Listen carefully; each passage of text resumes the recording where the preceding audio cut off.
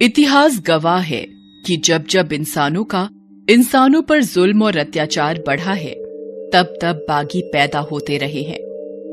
उनमें से कुछ जाने पहचाने होते हैं, कुछ गुमनाम तो कुछ बेनाम। इस कहानी का बागी गुमनाम तो है, मगर बेनाम नहीं। उसका नाम है रणजीत सिंह चौधरी। रणजीत की उम्र 15 साल की थी। रणजीत के परिवार में उसकी मां, पिता और एक छोटी बहन थी। उसका परिवार गांव की छोटी जात में गिना जाता था। राजस्थान के एक छोटे से गांव का छोटा सा स्कूल। क्यों रंजीत, आज तू फिर स्कूल लेट आया है? वो मास्टर जी, आज माँ ने रोटियां बनाने में देर कर दी, और आप तो जानते ही हो कि बिना रोटियां खाए मुझसे कोई काम नहीं होता है मास्टर जी। तू खाता भी तो बैल की तरह है। अब जा, जल्दी से जाकर अपना सबक याद कर, जा। सब बच्चे पढ़ने लगते हैं। तभी रणजीत को प्यास लगती है। वो क्लास में रखे घड़े से पानी निकालने लगता है। तभी वहाँ साहूकार का लड़का शक्ति सिंह आता है। ए रंजीते, चल उधर जाकर मार, ये हम लोगों का पानी है। तुम्हारी जात वालों का पानी स्कूल के बाहर मटके में रखा है। पानी पानी में क्या फर्क होता है? और क्या हमारा तुम्हारा क्या लगा रखा है? मैं तो इसी मटके से पानी लूंगा। देखता हूँ कि तू क्या करता है। शक्ति रणजीत को धक्का दे देता है। मुंह से बात कर, हाथ मत लगा। मेरा हाथ लग गया तो ये हमारा तुम्हारा सब भूल जाओगे। तभी मास्टर जी वहाँ आते हैं और दोनों को समझा बुझाकर शांत करते हैं। अरे घोड़े जितने हो गए हो, लेकिन अभी भी बच्चों की तरह लड़ रहे हो। जाओ, अपनी अपनी जगह पर बैठो और अपना अपना सबक याद करो। उस समय तो बात वहीं दब जाती है, मगर स्कूल के बाद शक्ति और उसके साथी रणजीत को घेर लेते हैं। क्यों बे नीच, हमारे मटके से पानी पिएगा? हाँ पीऊंगा, देखता हूँ कि तू मेरा क्या बिगाड़ लेता है। इतना सुनते ही शक्ति और उसके दोस्त रणजीत पर टूट पड़ते हैं। रणजीत अकेला तो था, मगर उसके अंदर बैल जैसी ताकत भरी हुई थी। उसने अकेले ही साहूकार के बेटे शक्ति और उसके दोस्तों को मार मार कर अधमरा कर दिया।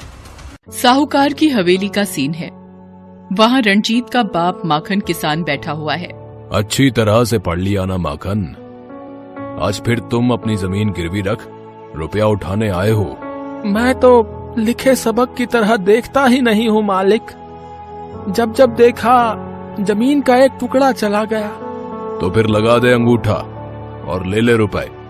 पिछले बार की स्याही बड़ी मुश्किल से धो धो कर साफ की थी, आज फिर लग गई। तभी वहाँ साहूकार का आदमी रणजीत को पकड़ कर लाता है। हुजूर, ये माखन किसान का छोरा है।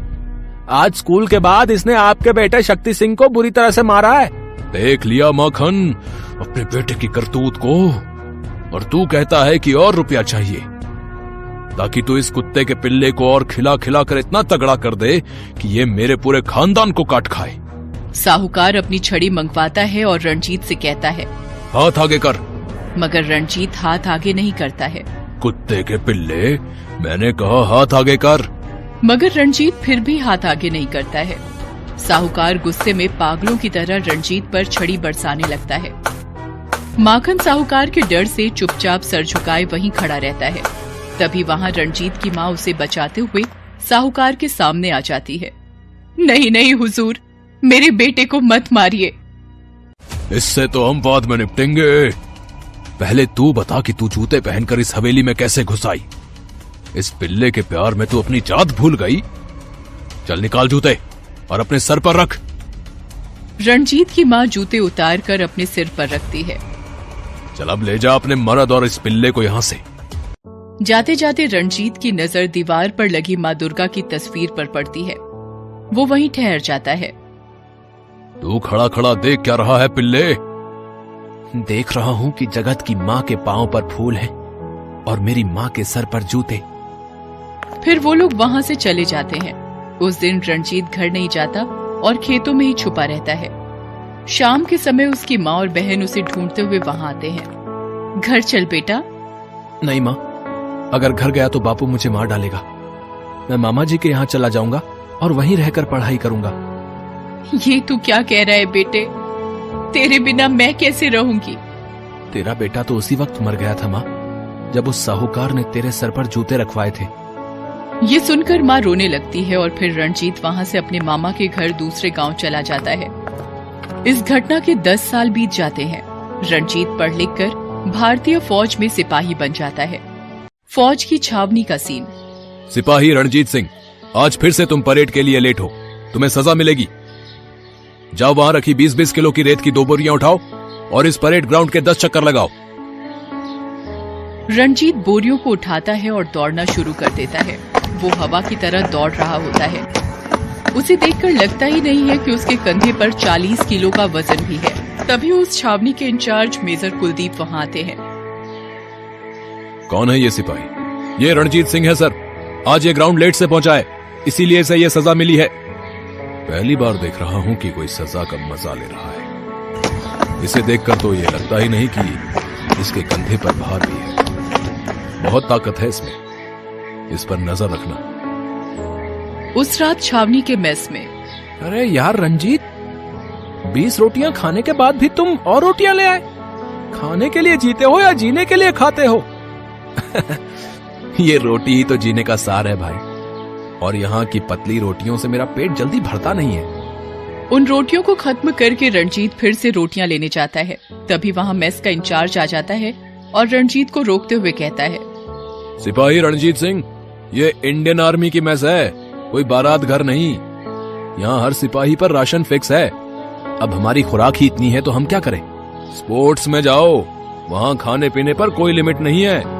उसके लिए क्या करना होगा साहब? जाओ, जाकर मेजर साहब से बात करो, जाओ। रणजीत उसी दम दौड़ता हुआ मेजर साहब के क्वार्टर पर जाता है। वहाँ जाकर वो उन्हें सारी बात बताता है। क्यों आना चाहते हो स्पोर्ट्स कोटा में?